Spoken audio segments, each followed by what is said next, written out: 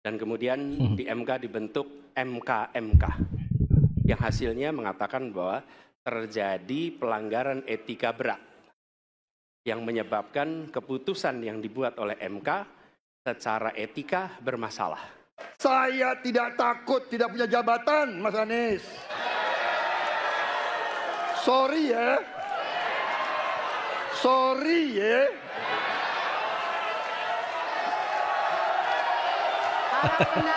Mas Anies, saya tidak punya apa-apa. Saya sudah siap mati untuk negara ini.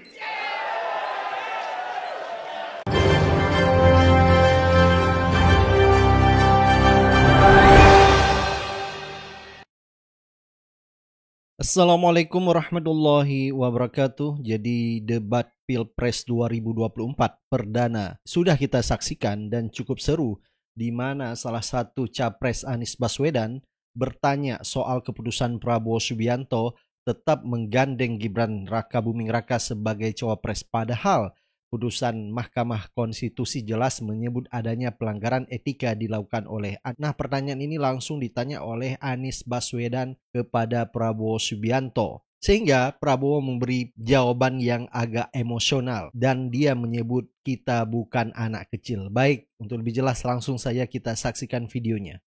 25 Pak Prabowo mendaftar ke KPU sebagai pasangan calon presiden, calon wakil presiden. Sesudah keputusan MK. Dan kemudian di MK dibentuk MK yang hasilnya mengatakan bahwa terjadi pelanggaran etika berat yang menyebabkan keputusan yang dibuat oleh MK secara etika bermasalah. Kemudian Bapak punya waktu sampai dengan tanggal 13 November. Karena di situ adalah waktu terakhir untuk mengambil keputusan bila ada perubahan. Sesudah Bapak mendengar bahwa ternyata pencalonan persyaratannya bermasalah secara etika, pertanyaan saya, apa perasaan Bapak ketika mendengar bahwa ada pelanggaran etika di situ? Baik, waktunya habis. Kami berikan kesempatan kepada calon presiden nomor urut 2 untuk menjawab selama 2 menit. Waktunya dimulai dari sekarang. Jadi Mas Anies ya memang suatu perkembangan politik itu ada beberapa segi perspektif. Jadi tim saya, para pakar hukum yang mendampingi saya menyampaikan bahwa dari segi hukum tidak ada masalah. Masalah yang dianggap pelanggaran etika sudah diambil tindakan dan keputusan ya waktu itu oleh pihak yang diberi wewenang, kemudian sudah ada tindakan dan tindakan pun itu masih diperdebatkan karena yang bersangkutan masih memproses. Tetapi intinya adalah bahwa keputusan itu final dan tidak dapat dirubah. Ya, saya laksanakan.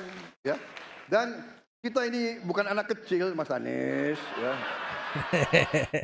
Anda juga paham, ya. Sudahlah, ya. Sekarang begini, intinya rakyat yang putuskan, rakyat yang menilai. Kalau rakyat tidak suka Prabowo dan Gibran, nggak usah pilih kami, saudara-saudara sekalian. Dan saya tidak takut tidak punya jabatan, Mas Anies. Sorry ya.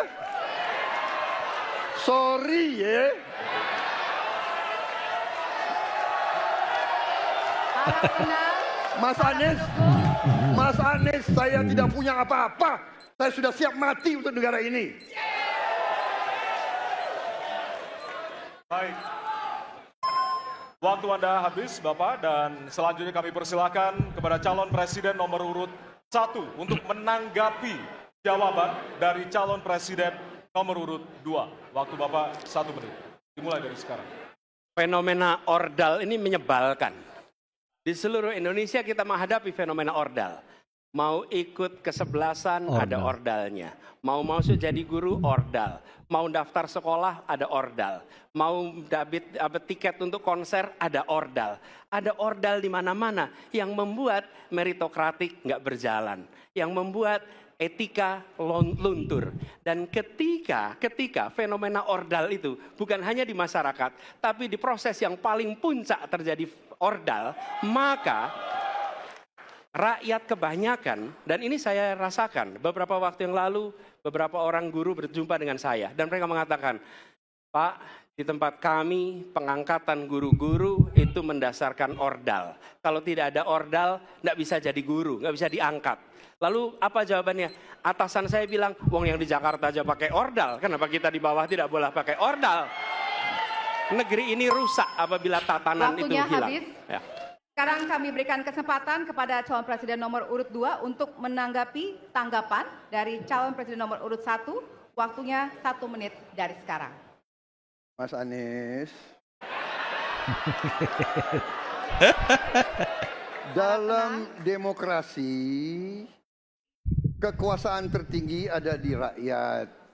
Hakim yang tertinggi adalah rakyat. Tanggal 14 Februari, rakyat yang akan mengambil keputusan.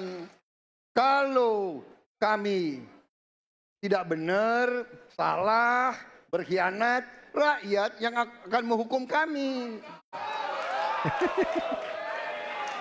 Waktu masih ada, Bapak? Sudah cukup? Baik, terima kasih.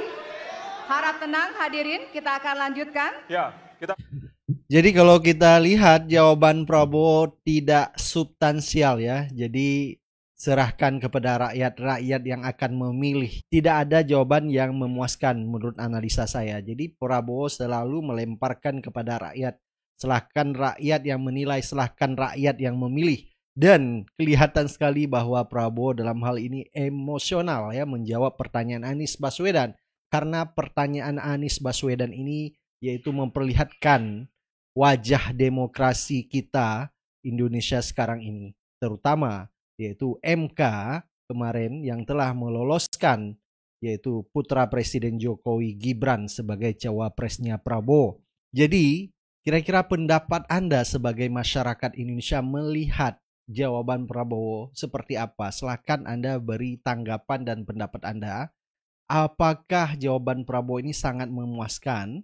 Atau memang Prabowo tidak ingin berkomentar banyak dan menghindar supaya tidak membuat jawaban yang kelihatannya memang bahwa MK memang tidak punya etika. Baik, silakan Anda beri komentar. Kita akan ketemu di video-video selanjutnya. Assalamualaikum warahmatullahi wabarakatuh.